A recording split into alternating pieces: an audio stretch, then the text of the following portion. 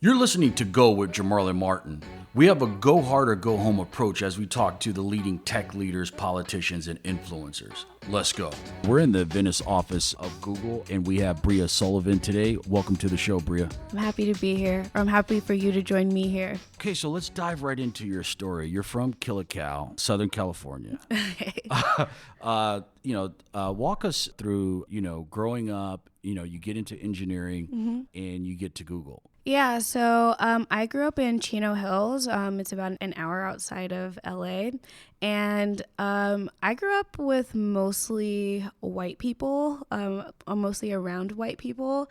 So I was pretty much like an outcast and, always trying to fit in. And anyway, like I was really good at math and science, and I never even knew what an engineer was.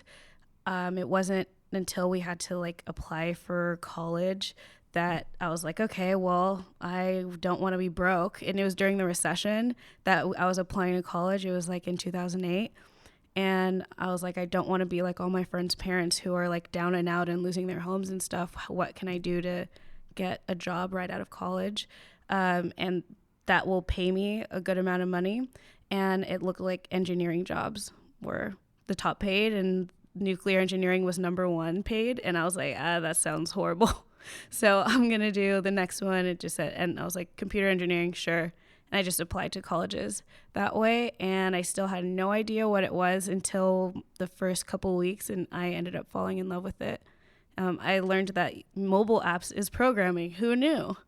And I was like, okay, well, mobile is probably going to be the future, because there's only been like one Droid and one iPhone so far. And I wanted to make sure to be part of that. So early on, you're into math and science. Mm-hmm. Where does that come from?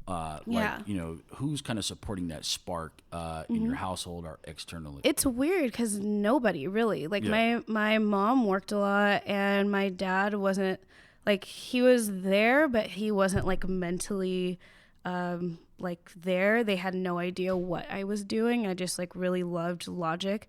But I loved art too. Like I always like to, I don't think that it's just because I'm like a math or science nerd. I loved the arts. I loved doing any creative things. So it was really hard to choose. And because I didn't know what computer science was, I just chose it. But I just loved calculus and stuff like that because it just made sense to me. But there was no one saying, are you doing your homework? Are you doing this? Are you doing that? It was just, my parents just asked me, hey, are you going to college? And I'm like, yep. And so you're what I would call an oddball on the the racial front, but were you an oddball being into math and science on the gender front as well early on? Yeah.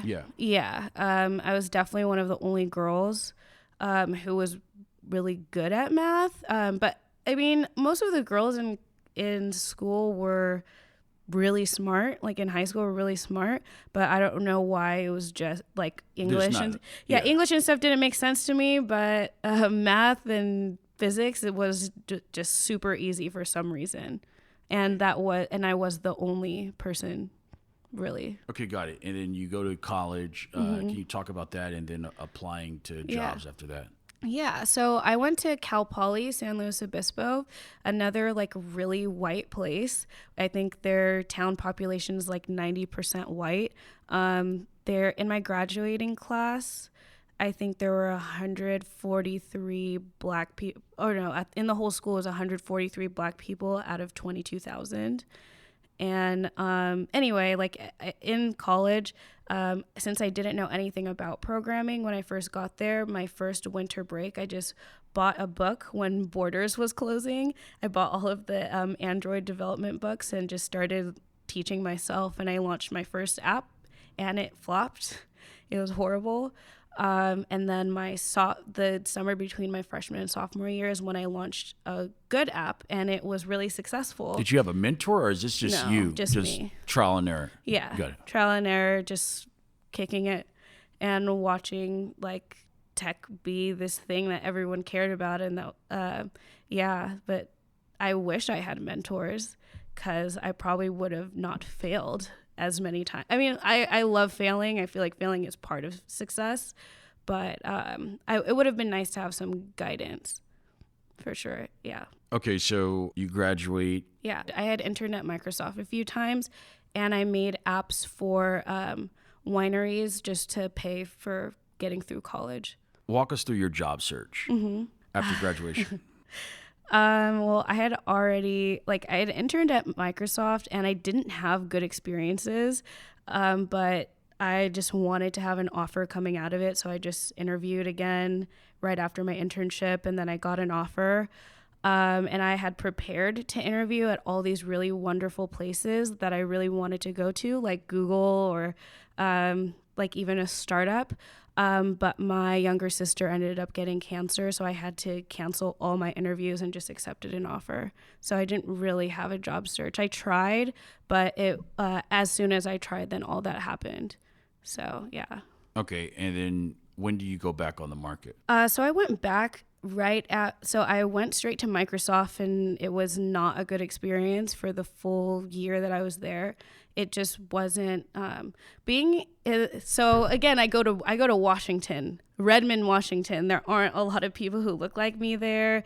The culture's a lot different. There's no sun there. Like, I went to a beach school, so It's raining all the time. Yeah. Yeah. And I get there, and I wasn't doing well, to be honest. On top of that, I was being beat up at home and by my partner at the time, and it was just a lot, and I wasn't doing well. And then finally my manager's like, hey, you should probably look for another job. And that's when my first job search started. Okay. Yeah. And walk us through that. I really just wanted to go home. I wanted to come back home to California.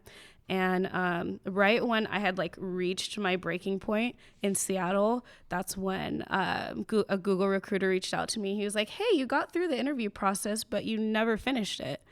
Do you want to finish it? And I was like, sure. And I didn't realize how much you really needed to study for technical interviews. So I was just hardcore studying. For our audience, can you define technical interview? Yeah. So technical interview meaning you get when you go on site or you have a phone screen, it's not just a personality test or asking about your projects. It's basically a midterm almost, where someone will ask you some hard problem and you have to use just whatever knowledge is in your mind to try and solve it. And use a bunch of algorithms. You don't know which algorithm they're going to want, but you have to know all of them to know how to solve these problems. And so a phone screen is one. And then for the full on-site interviews, it's 5-hour-long interviews of doing a different problem each time. Okay, got it. So, they're measuring your critical thinking skills, problem solving skills. I wish. Yeah. Yeah. It's mostly measuring your ability to remember algorithms, and to apply them, and also how to communicate what's going on in your mind. That's usually what they're trying to do. They want you to walk through, because you can solve it, and if you don't say anything, then you're not going to get hired. No matter if you get all the questions right or not. Okay, got it. Yeah. You're talking to the recruiter. You go back in. What happens? Yeah. So I studied probably 3 hours a day on weekdays and 5 hours a day on weekends. And then when I finally, I scheduled Snapchat right before, and I scheduled a bunch of interviews. I bombed Snapchat. I did not do good at all, but luckily that kind of got me thinking okay, I really need to start practicing in this environment. And I had Google the next week, and that was So it sounds like a big piece of this is just preparation. Yeah. But it's also because I had friends that worked at Google who could point me to the resources that they used, or I had friends that were serial career jumpers, but they were very successful at it. So they gave me some of their knowledge, or they gave me some of the resources that they used. Would it be fair to say that you knew more about what to expect at Google than Snapchat? Absolutely. Yeah. You get through the interview process. Yeah. You start at Google. What year is this? End of 2015. And are you in a big culture shock coming from Microsoft to Google? Yeah. So at Microsoft, because it was on main campus, and when I was at Google, or now at Google, I'm at a smaller campus. It's an offsite campus in LA. Microsoft being the big hub, there's 40,000 people there. like in just like the racial and gender microaggressions all the time there. And then I come here and I don't have that as much. And I don't have people asking me to write essays just to go to outreach events like that. For our audience, can you define a microaggression in the workplace? So one example, the one that I use the most often is when there were Black interns coming in at Microsoft, and I was like their social coordinator, and I had a bunch of welcome boxes, and my lead came in and said, "What are these?" And they said, "Well, these are welcome boxes for the Blacks at Microsoft interns." And he's like, "Ugh, Microsoft, we have to be so politically correct nowadays. What are you doing for all the white interns?" And I'm like, and he just walks out. Yeah. So it's just like he just like didn't understand why employee resource groups exist or why they help people. And that's one example. Or just even saying, like, even just pointing out your hair all the time, or yeah.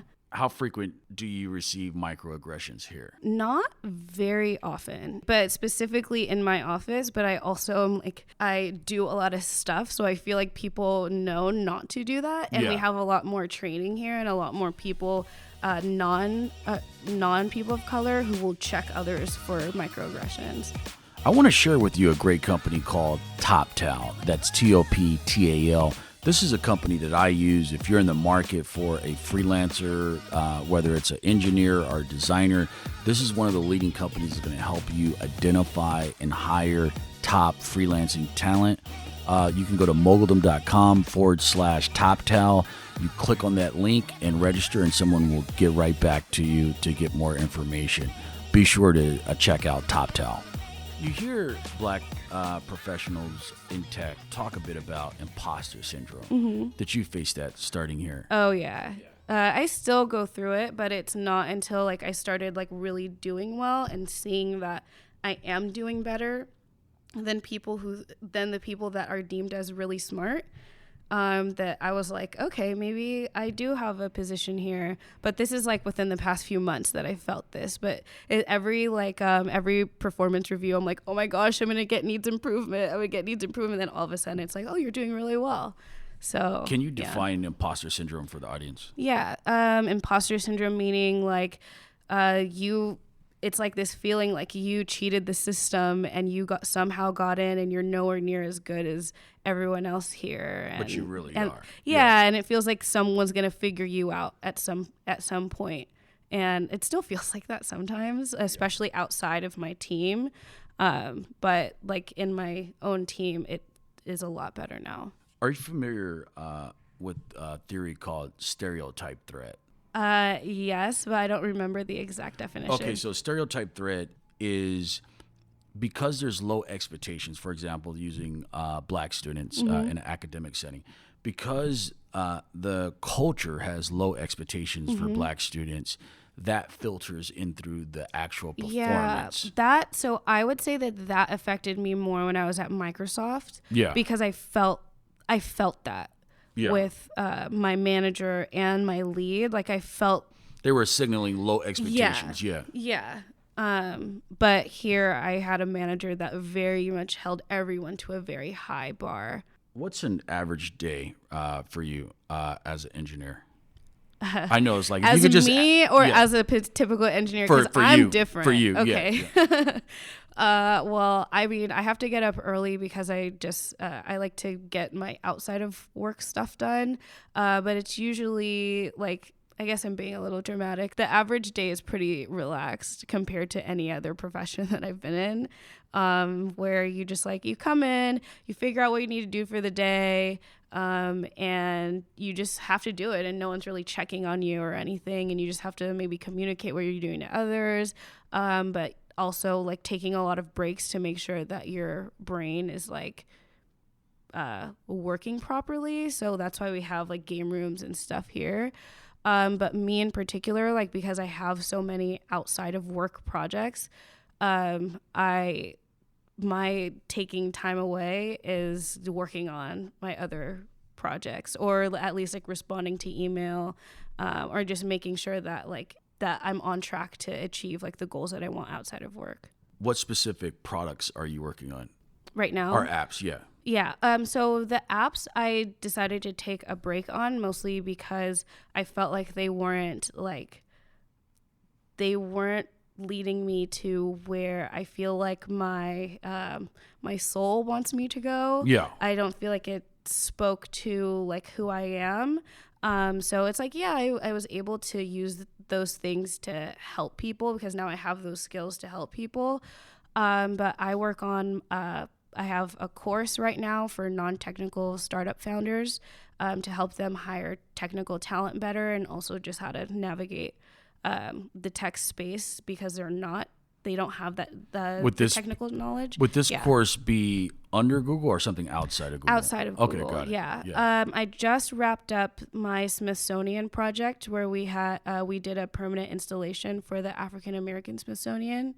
Your role is not necessarily pure like, hey, I'm coding all day. Yeah. You're involved with like different projects. That's why I like coding here specifically. There is a lot of projects that I can even find within Google if I want to work on other things, but coding is probably 40% of my time. Not while I'm here like in the office. It's probably about 40% of my time, but it's a lot of helping people and communicating ideas and making sure to unblock people and stuff like that. So I read about you working with Google on this project for the African American Museum in DC. Can you talk a little bit about that? Yeah, so basically the Smithsonian, it was commissioned in like 2006. I think that George Bush is who approved it, and it was Dr. Lonnie Bunch who created this museum, and he basically wanted this museum to be the most advanced Smithsonian to date, more than Air and Space, more than American history, more than any of them. So he came to Google and had like an event and just had a talk and said, hey, Black people at Google, someone help me. And the only person who said yes to him was my team lead, Travis McPhail. And he was like, I have a PhD in 3D rendering. What do you want from me? And he basically worked really hard to get Google to say yes, for him to try and find other Googlers to help him. And I was of people who could have like volunteered. I think I was the first and one of the only ones at first. And then we basically had to create this new exhibit that showcased artifacts. And you're working with other Googlers from other offices? It's not just this office? I was the only one in this office. One was from the actual like physical hardware team that we have within Google. And we had Travis, who's in Seattle. He heads one of the mobile maps rendering teams. And then another Googler, Jelani, and he's based in San Francisco.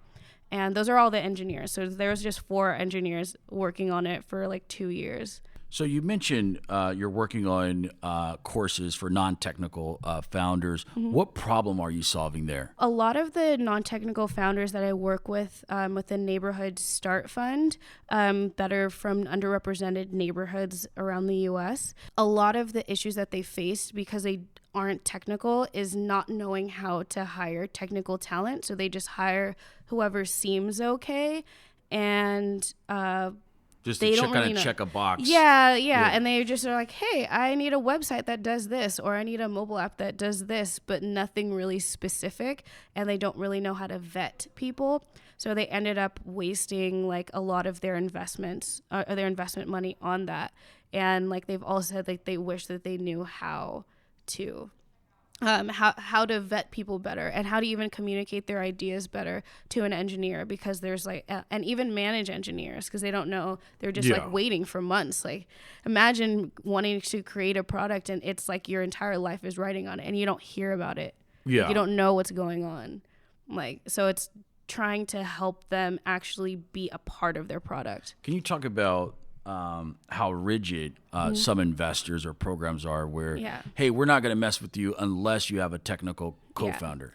So the only people who will really invest in someone that doesn't have a technical co-founder or or technical talent, it is usually an angel investor. But even like angel investments, sophisticated really investors hard. are generally like, hey, Mark Zuckerberg was an engineer. The Google guys, these guys, engineers. Yeah. We want an engineer. Generally speaking. No, they don't necessarily want an engineer. They need an engineer on the founding team. Yeah. Or they need the ability to, that they've shown the ability to hire, because it also is reflected in your product. Like, to be honest, you can't really have a good product if you have no idea what was going. I mean, that's very rare if that happens. Yeah. How can you lead and you can't talk coding, engineering language, essentially? Yeah, imagine having to manage a team and not know. They tell you what like, they're hey, doing. boss, we're gonna get it done in 3 months. You don't even have a framework to analyze that. One of the founders that I've worked with, what ended up happening is he just let the developers like do what they were doing because they were kind of delivering. It looked like they were delivering, but turns out they're using this random framework that he was having to pay for them to use. So not even like a native mobile app or anything like that. Some random framework that's super outdated. And he spent like over $50,000 on those developers, and he has something he has to scrap completely, because like no one knows how to use that language. He could have in the beginning just said, I want an iOS app written in iOS. I want or written in Swift or whatever. I need a native Android app. He couldn't even say that. And that even that would have saved him a lot more money. You talked about you mentoring and helping other Black and brown professionals get jobs, higher paying jobs, and kind of navigate some of the complexity of finding, the right opportunities or getting hired. Yeah, so I focused mostly on adults. A lot of the outreach that I've done prior was, like people focus on kids and kids and kids and kids. Like I've taught kids, it's great, it's fun. I use the same curriculum for kids that I do with adults. It's great. Like they do need more exposure, but it lacks accountability. Like we're banking on them choosing that career. We're not forcing them into that career, right? But like a lot of where we're trying to help people are in these like early stages when there's already adults with kids right now that say, oh, I wish I knew how to code. Like so many of the kids' parents that I work with, they say like, yeah, I wish I could do that. Well, at least like my kid can. But I'm just like, but you can too. Like you can too. Yeah. So, but there are so many adults who want to do that, but they don't know how. They're like, okay, someone told me to do a boot camp, but what happens after that? And I felt like this is where I could actually have some impact and some quantifiable impact, because a kid might choose something because you showed them this thing one time, but I feel like versus their kid watching their parent take their whole family into a different class, like a different wealth class, by doing a job that they're really passionate about. And I feel like that's something more like a lot of the white kids that I went to school with, their parents were programmers, or they lived in like Silicon Valley or something like that, and their parents introduced them into this. And it's hard when the parents aren't there to like show them the way, or like if they go home and they don't have someone to mentor them. So that's why I focus on adults. So that was the beginning of it. And now I just like reached out to a few of the people that I know that did boot camps that have been having a hard time getting hired. And it seems more common that these people of color who went to these boot camps, they had to get a personal loan just to take a boot camp, and then they're unemployed. So now they have to pay back this loan and they don't even have a job. So I felt like me being a Google engineer, even just me reaching out to someone and saying, hey, you should take this person seriously, that at least gets them a phone screen. Yeah. So you're kind of putting your neck out on behalf of the candidates. Yeah. Yeah. Yeah. So mostly because like a lot of what helped me was I went to a school that people hire from. Like I went, and I have friends because of the school I went to that are at these different places. But a lot of these people, it's their first time like getting into tech. Yeah. So they don't know anybody. They don't really know what these companies are looking for. So basically, like what I do is I just like I'm with them all the way until they get a job, and just like checking in on them. Improving their resume, because like there's resume workshops, but it's very particular when it comes to technical resumes. Google and Facebook, of course, they publish their diversity stats. For some tech companies, it's been like pulling teeth in terms of getting the companies to share more and more data. And some of them lie about their data. They're like, oh, tech-ish. Or If you really love the Go podcast, one way to support us is going to Moguldom.com, Moguldom.com/survey. Fill out that quick survey. That gives us better information on our audience. It helps us with our sponsors. That's one big way you can support us and keep our movement going. Go to Moguldom.com/survey. Thank you. I'm going to put a cape on. Okay. Put my cape on for Google and Facebook. If I'm there, I'm saying, look, we want to hire the best engineers, period. We're not getting into all the politics. We're not trying to fix everything that other people have done. But we're just trying to find the top engineers in the world. And part of the problem is a cultural issue in Black America, right? We see athletes, we see entertainers, people dancing, people rapping, people, doing either athletic stuff and being successful or something entertainment related. And so a lot of the parents and the kids are put through kind of these tunnels, right, to success. Absolutely. Hey, my kid is going to Washington State playing football. Yes, let's have a barbecue for that kid. So these things are put at a premium in Black culture. And if we want more Black engineers like yourself at a Google, at a Facebook, at a Snapchat, there's going to have to be an optimization within the culture where the parents and us as a community put a premium on this stuff. That's why. That's part of why I am trying to do what I do. Like most of the people that you think that's fair. That's fair. Like they're no. So the reason they don't hire, like this is a misconception. They don't change their bar for anyone. Like Google in general, like for like hiring people, there's just one bar. The only thing that's different, before they wouldn't even give a phone screen pass a resume without a 4.0, without something over 3.5. And then all they've done really is to like they just recruit at more places, because Google used to never even go to HBCUs. It wasn't until the work of like top tier Ivy or earlier. But it's like, okay, so you guys created a pipeline problem, because it's hard as hell to get into those top 10 schools. So just because someone can't get into those top 10 schools means that they're like not going to be good. So I think that because they've opened their doors more to just like, I think the vetting process just for like for a phone screen, just to even get to know them, because if they look more at projects and the really like cool things that they've done, then I think that's what started a little bit of a shift.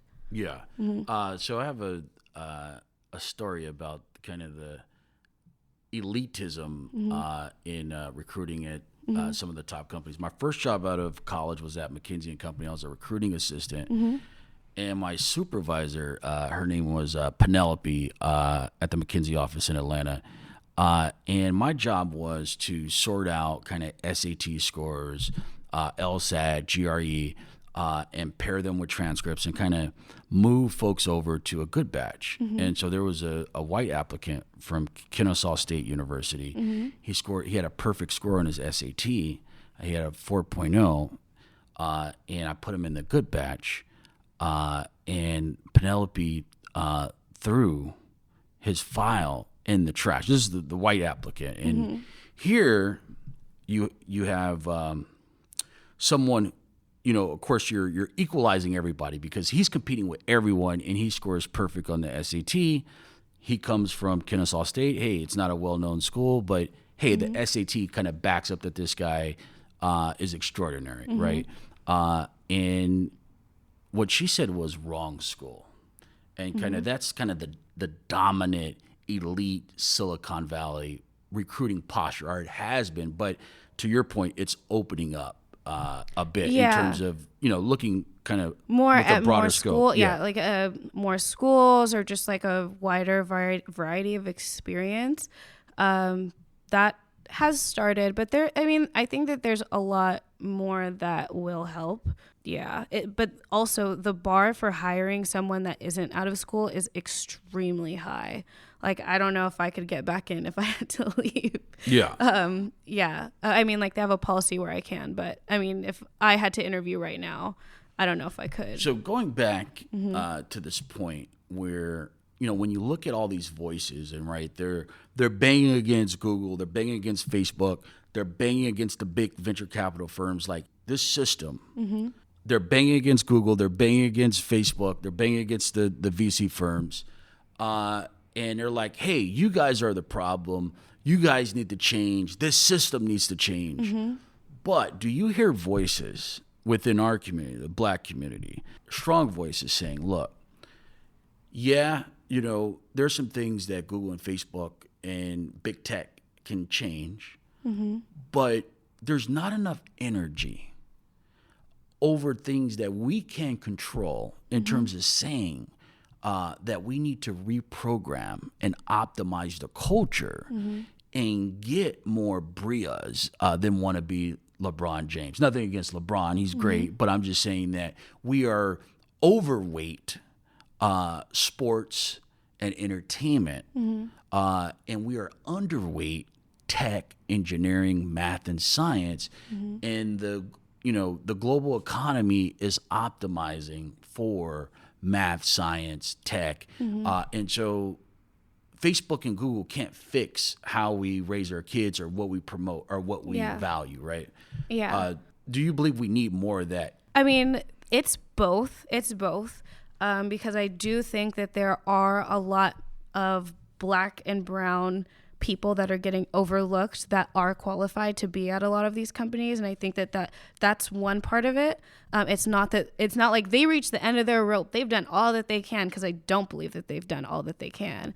But I will say, but this is personal experience for me. Like when I said I was like in an abusive relationship and stuff, I was with someone that was like super Black guy who was super into sports. He always like called me a geek, and he always like put me down for being a geek, and so did his friends that like they were all they all were all bums for the most part, like for like seriously like yeah, but that's an issue in the culture, like and then like they would call me a geek and stuff. I'm just like we're sitting in the same place right now, and I'm doing really well in my life, and like I'm not gonna talk anything about like what you've done, but like you're not in a place to be criticizing the life choices that I've made.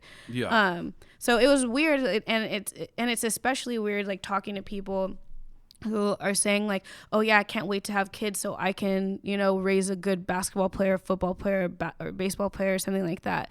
Like they want to breed athletes and rappers and stuff like that. It's really weird. It's hard, because I think that is one part of it, but there are a lot of people who want to do this too.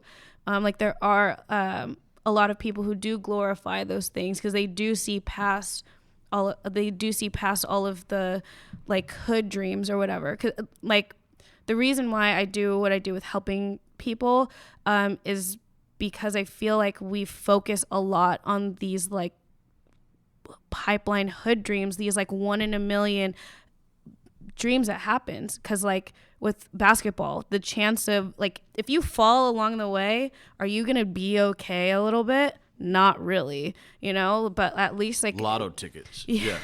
But like if you kind of fail along the way in the tech community, I feel like you end up pretty okay. Just if you're trying to get all the way to a top, I want to be a CEO, I want to be that or something like that. I feel like even if you don't do that, the knowledge that you pick up along the way is so lucrative. Let me tighten up my question a bit. So I see a lot of people bang against Silicon Valley and big tech. Yeah. The voices are out there. Yeah. The movements are out there, Yeah. right? You guys need to change, Yeah. right? You guys have a lot of stuff to fix. Mm-hmm.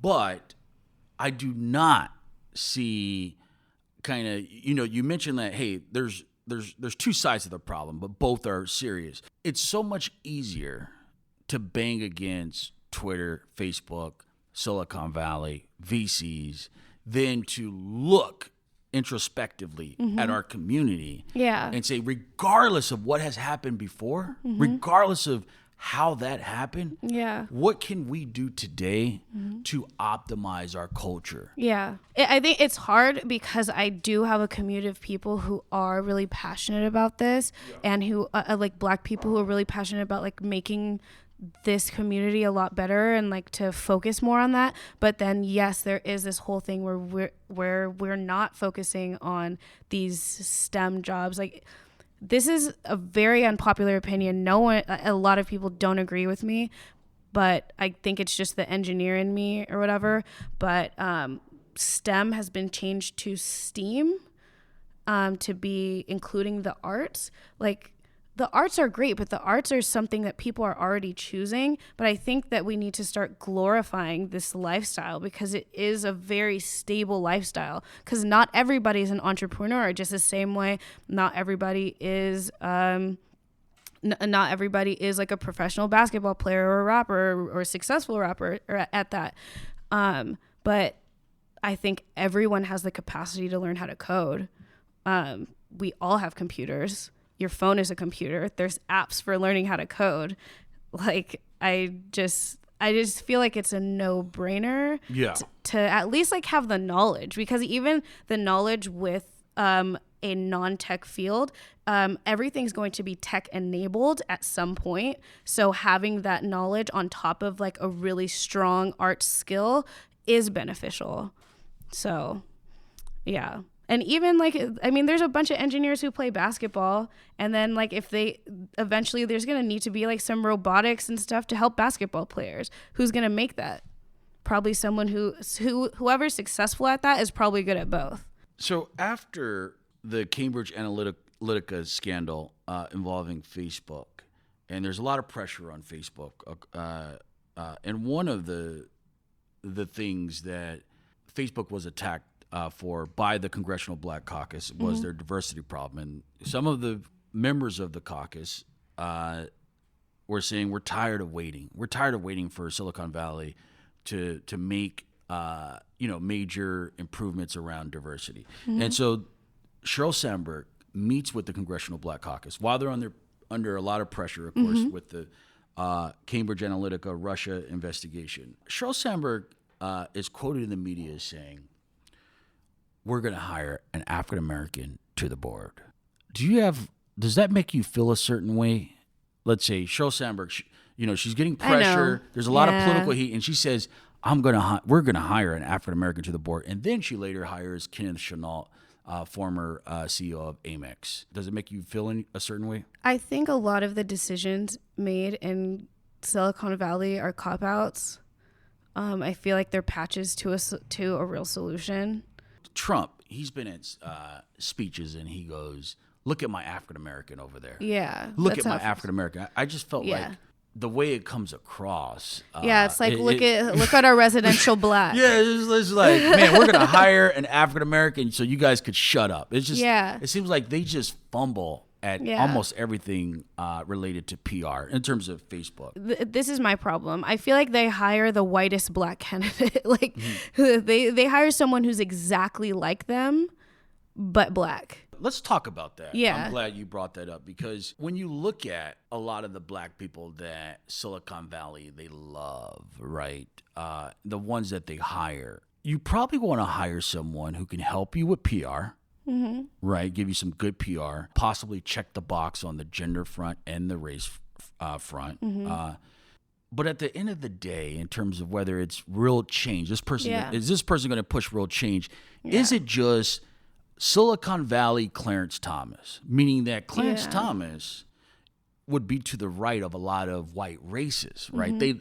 Bush, at least in my point of view, is that it's easier to get your nominee through. Maybe you spice it up and it's a Black guy, and then you can get some other people coming because it looks more liberal, but it's still rotten inside. Yeah, it's still rotten very inside. obvious. Right? Yeah. It's weird because I feel like they I think even in the Black community, we fall for it a lot. Like, we cheer on that. Like, yes, it's really great that that person is there, but we're it's just like being played, and yeah, they just wrap up really bad stuff in a black face, keeps the pressure off. yeah, Nothing really changes. yeah, and I feel like they like actually put someone in a position of like they are running an organization, like a full, like all of Google Maps is run by a Black person or something like that. That's more meaningful than a diversity kind of. Yeah, I mean, like, yeah, there's like you have a Black person that heads diversity. Yeah. Okay. Like, Yeah. thanks. I have someone who can empathize with me, but at the end of the day, they work for you. You know? Does tech have a Clarence Thomas problem? Does, like, the diversity issue as it relates to Black folks? Do we have a Clarence Thomas problem where, hey, we may get Black professionals in some of these higher roles, but they're not really checking for the community. They're just looking to get a check. They're very fearful. They're not going to shake anything up. That's kind of why they're hired. They're not going to really rock the boat. But stop thinking that, hey, one hire or a couple of Black executive hires is really going to move the needle. Again, that goes back to my point. I feel like they hire someone that meets exactly their qualifications. And I feel like this is a problem. And when I was saying there's like a hiring problem, a lot of what people are asking for is like they don't realize that they're asking for a white person. Like they're not specifically doing that, but only for the most part, mostly white people will qualify for the criteria that they give. And they might find a Black person that does, and it's probably not going to be the type of Black person that is actually going to do the thing that we want, because it's what they want. Like they didn't change anything about what they were looking for. So, All right, yeah, so and we absolutely do have that problem. Yeah, so I'm gonna put my cape on for Google for a second. And so Google's diversity numbers are not really moving as it relates to Black people, yeah, tech professionals. If Google says, look, our Black engineers are heavily sought after by other companies looking to get their diversity numbers up, right? And kind of the first place and the easy and the lazy way to do this is that, hey, I'm going to look at Facebook, I'm going to look at Google, I'm going to look at the top companies, and we're just going to go try to pick off their Black engineers, right? And we're going to help diversify our teams, right? That's a lot easier in many cases than kind of going out and trying to find them and doing the work and building the recruiting systems to go out to Howard and to go out to Morehouse and Spelman and other universities. So Google could say, hey, our engineers are heavily recruited, our Black engineers, this puts additional pressure on moving our numbers up, because kind of this is the first place you want to go to based on our volume and quality. The company's kind of, hey, I'm just going to pick off the Black Google engineers. That's how we're going to diversify our workforce. Yeah. Honestly, what's been keeping me here, like people have hit me up all the time, but what keeps me here is the support that I have from my team, my manager. Just like I can say any radical thing I want or check someone and I'm not reprimanded for it, or I haven't really had to do that, at least on my immediate team. But for the most part, like I have a manager who will stick up for me and will say like, don't talk over her or something like that. And that's actually pretty rare. And so like my team is one of the most diverse teams at Google. Right now we have 2 Black interns. On top of that, we have 3 Black engineers on our team. One of which, who's a Black woman, she's one of the leads. And so all of that happened just because my manager did that on purpose. It doesn't happen by accident. He was like, no, my team is going to be diverse and otherwise we're not going to have a good product. And I don't think that is the norm at Google. So people leave because they don't have that type of support. So that's where Google can help. But this is my issue, and I really hope I don't get fired for this. diversity stuff that we do, like the like Howard West and our engineering, our Google in Residence program, which is headed by a Black woman.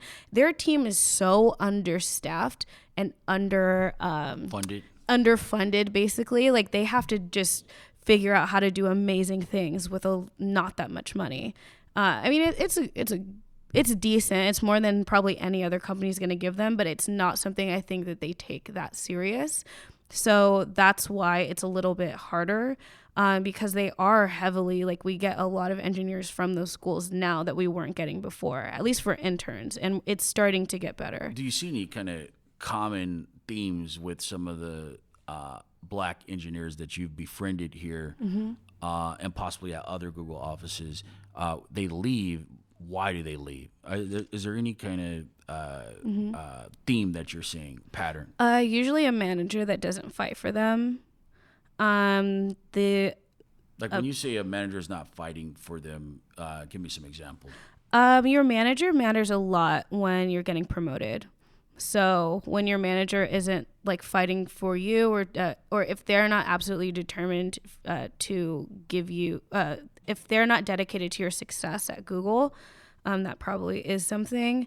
But I'm not sure if like the whole, like for me, if I don't have a manager that is really excited about all the diversity stuff that I do, I would leave. Like that's how it was at Microsoft, and I was like a rescue dog when I came back here. We were like shaking, like, is it okay if I, teach a little some kids or whatever? And they're like, oh yeah, here's some money, go do it. So I feel like in other teams where they're like, we don't want you doing that, we want you doing these other things that might contribute. Yeah, and there are a lot of senior people here who are what you were saying, like they don't really shake the table, really, engineering wise. You developed an app, Sutrology. Oh, Sutrology. Sutrology. I'm totally chopping it up. Say it again. Sutrology. Sutrology. Like sutra and astrology. Okay, got it. You're like, man, this guy never read that book. It's okay. Talk about that app that you developed and what it does. So it is an app that shows sex positions and sexual and relationship compatibility based on zodiac signs. Okay, yeah. Got it. And I saw that it had like 4 out of 5 stars in the App Store. Talk about building it and kind of, what's the kind of next step for it? Well, when I first built it, that was the app that did super successful when I was in college. It got like 11,000 downloads within the first week. It went crazy. But this was a time where people were still downloading apps. But it was me and another person who, she was writing the content and I was doing the developing, but then it started to be me starting to write the content and do the marketing and do the developing and doing the design. So it was one of those like, hey, I'm doing 90% of the work and you still want to split this 50-50. And when I made Sutrology, it was that app revamped because it got taken down off the App Store. And it was that app revamped, and I just like rebranded it as my own and like just did all of the design how I wanted it, and it's been doing it does pretty well. But again, I stopped because like, do I want to be this sexual compatibility girl? No.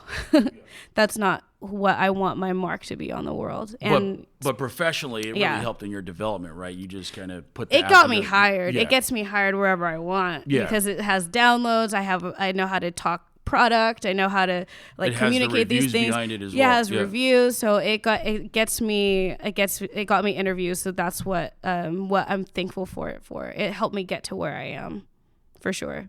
And I always encourage the people that I help to do something like that because coming out of a boot camp, like you were saying with I don't like the school. Some people don't like boot camps. Yeah. So I'm like, a project really is somewhere where you can showcase your skills. Okay, got it. So for the audience out there, what are some key takeaways from you building your career and being an engineer, developing your own apps? What are some key takeaways that could help some members of our audience in terms of success, professional success in tech. Yeah. So I'm guessing there are probably a lot of people listening that want to break into tech that don't have technical skills, right? The first being like there's so much free resources out there now that just doing a little bit every day will get you farther into your goals. Networking and finding a mentor. I'm sorry, I can't mentor everybody. Yeah. But as much as I'd love to, like it sucks that the interview process is still like studying. Like I don't think that we should have to study as hard as we do for our interviews, but just being able to study and also just getting to know people that are in it. Like I think every single state and city has a tech scene or a scene of people who want to break into it, and just kind of like powwowing with them over like your love of it, because I can't imagine that there's not that anymore. Like everything revolves around, you know, iPhones and Pixel books and stuff like that. So just finding communities where you can find help or at least just talk about it, because I think everyone has knowledge. Like everyone has knowledge, and I think most people are willing to share it. So I think community is going to be one of the biggest things that, like you were saying, that we're not rallying behind this like, yay, let's get more Black people into tech thing. I think that forming these communities is going to spark that. Do you have any role models yourself that's kind of they're doing amazing things and kind of you admire them from afar? Are there any role models out there? Inside of tech, one of my partners, her name is Diane Eisnor. She founded Waze in the U.S. She's who I do the Neighborhood Start Fund with. She's one of those, like, I don't give anyone has to say, I'm going to be a boss. Like, she's a mom. Yeah. And, like, after Waze got bought by Google, now she's doing this super secret, amazing project where she's, like, going to be one of the lead. Like, she's such an amazing person. And she also shows empathy. I think that that's something that kind of sometimes gets lost with success, is they lose empathy. People lose empathy for others, that, and like we always want people to be like ourselves, but I think Diane wants people to be their best self. So she's someone that I really look up to. And you can kind of call her and she helps you. Okay. Yeah. Nice. I mean, I try not to bother her because she's such a busy woman. Yeah. But every time I can, I mean, we have to work together with all the Neighborhood Start Fund stuff that we do. But she always she provides a good perspective, because I know a lot of the time I get stuck in this like Black in tech, oh, it sucks being a woman in tech stuff. And she sometimes is that like, you're good. Like sometimes you need that. Like, yeah. It's very easy to, you know, get cynical and get like, oh, this is so hard. But she's just like, screw him, whatever. Outside of tech, it's Oprah. I listen to Oprah's podcast every morning. Okay, nice. Yeah. A special thanks to Bria Sullivan. How can people follow you on Twitter? What's your handle? And then also, when can they expect to see your courses? So my Twitter handle is Bria_Sullivan, BRIA_Sullivan, and the same for my Instagram handle. And my courses will be out by the end of July. And hopefully I can get some people to sign up, and so people can stop wasting money on technical talent that they probably shouldn't have. Thank you for all you're doing in the community and lifting other people up. Really appreciate you coming on the show. Let's go. Thank you. Thanks, everybody, for listening to Go. You can check me out at Jamarlin Martin on Twitter, and also come check us out at Moguldom.com. That's MOGULDOM.com. Be sure to subscribe to our daily newsletter. You can get the latest information on crypto, tech, economic empowerment, and politics. Let's go.